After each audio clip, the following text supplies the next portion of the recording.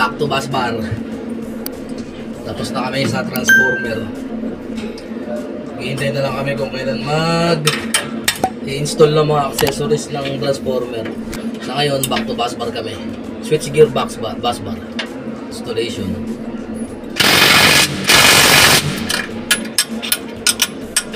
Ginamitan ko na ng impact drill. At pagka dumadablis, masakit sa siko pag tumatama sa mga kanto.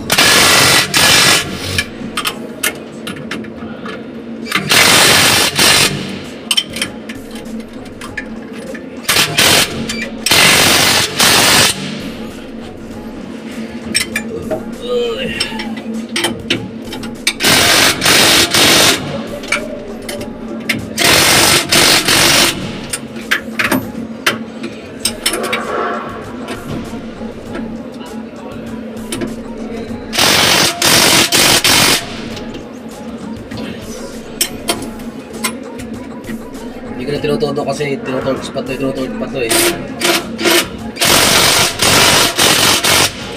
Kasi mapasobra ng higpit.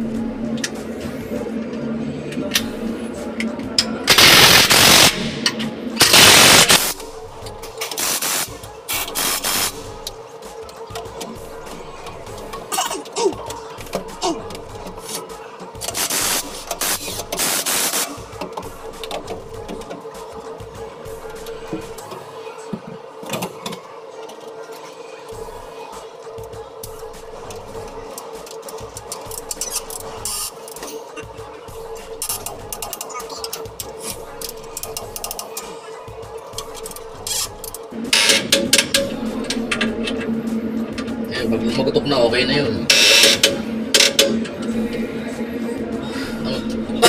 Ang higpit ko nito ay dito sa may insulator. Ang higpit nito dito, yung tornilyo ng sa may insulator, ang higpit niya ay 40 to 45 Newton meter. Yun lang ang ina-advise na higpit niya. Kasi baka mabasag o mabunot yung bakal dun. 40 to 45 Newton lang. Newton meter. So magutok na siya na yun.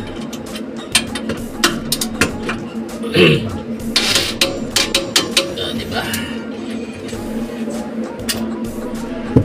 Ayun, ito naman tayo sa 17. 19 pala, 19.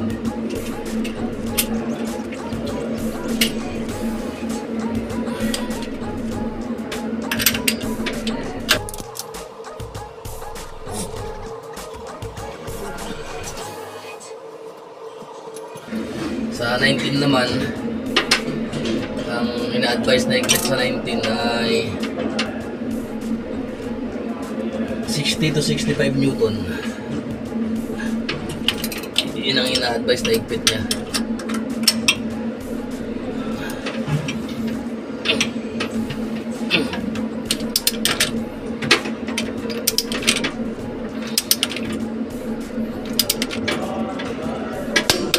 Okay.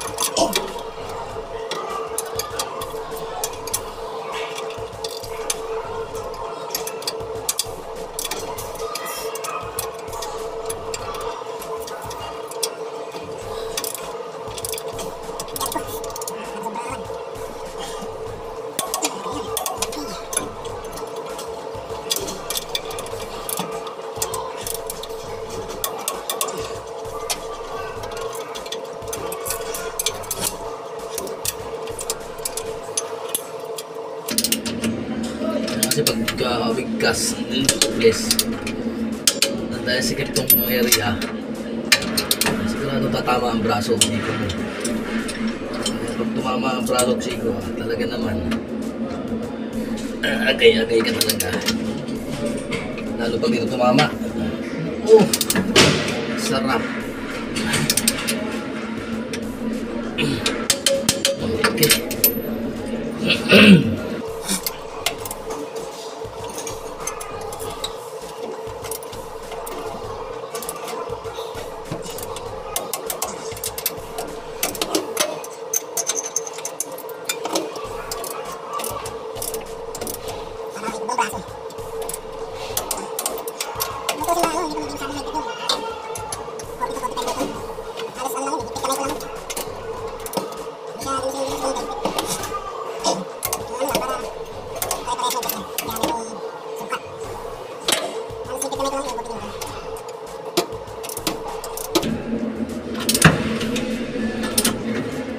Kahit walang gamit na torque wrench.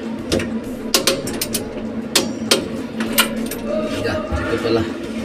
Baka nawala na. Ayan, hindi mo nabago. Chinecheck ko yung settings kasi minsan nababago yung settings. So ayan. Tapos na ulit ako dito sa sampanin. Lipat naman ako sa kabila. Ulit lang. Oh, meron pa pala. Malaki. Itong ano, size na 32. Wala nang sukat-sukat yan kasi hindi naman nila naluluwagan. Dahil ito. Higpit tulak lang. Kaya double check lang kasi baka niluwagan nila. At least kahit paano. Ito, magaya nito, matigas. Okay. Ito, ayan. Ayoko na. Matigas yan. Ibig sabihin, hindi na nagalaw yan.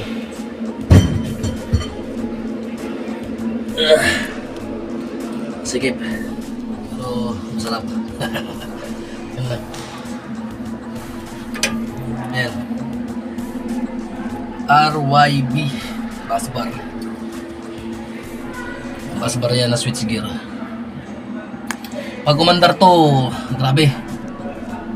Pag umandar to, grabe lakas. Sobrang lakas ito pag umandar. Sana pag gumana to, nandito na ako. Nandito pa ako. Sana pag gumana tong gumana tong substation na to, nandito pa ako para makita kong kumandar yung mga ginawa namin. Yung ginagawa namin dito, switch gear.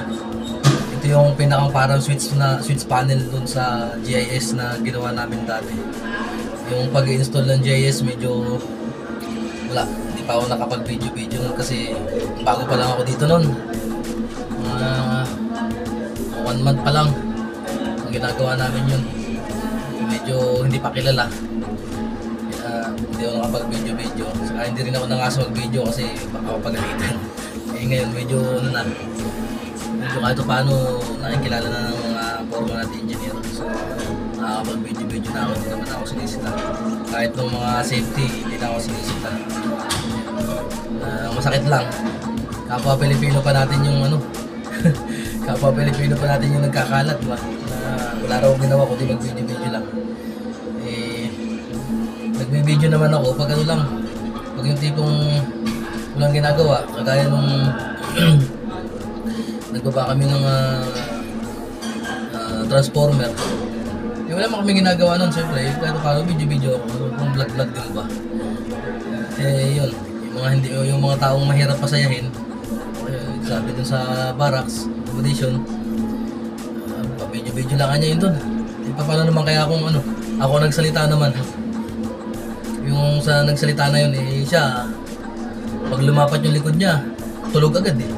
Diba? Pero wala tayong magagawa. Kasi kahit matulog sila, matulog kami, wala naman kami ginagawa kasi hinihintay namin yung counterweight ng boom crane, nung crane, medyo wala pa kami trabaho nun, wala pa kami ginagawa nun. Diba? Yun ang masakit dun eh, kapwa pa natin. Kapwa pa natin ang nakakakita. Diba? Hindi nga ako pinapakialaman ng mga official dito eh. Kahit yung manager namin, hindi naman nagagalit o nakikita eh, kapwa pa natin Pilipino yung medyo alanganin. So kung sakali man na may naiinggit, abay, pikit na lang. Kung hindi nyo nagagawa yung ginagawa ko eh, kayo yun, di ba? Iba-iba naman tayo ng sistema ng buhay. Magkakaiba tayo ng sistema ng buhay. So, kung ako, nagagawa ko video-video sa site, at kayo, hindi nila magawa. So, walang kaso yun, kasi magkaiba tayo ng buhay. Magkaiba tayo ng tinatahak ng buhay dito sa mundo eh. So ako, kung nakakapag-video ako, eh, matuwa ka na lang. Ang hirap mo naman pasayahin eh. Hindi naman kita inaano. Di ba? Hindi naman kita inaano eh. So kaya ako na lang para sa kapwa mo. Di ba? Huwag ka na lang umiyak. Yeah, umiyak ka naman kasi. Di ba? Eh, kung sino man yun, eh, good luck na lang sa'yo. Kung sino ka man. Pagpalaing ka pa sana dito sa abroad. Ayun lang. Sa muli.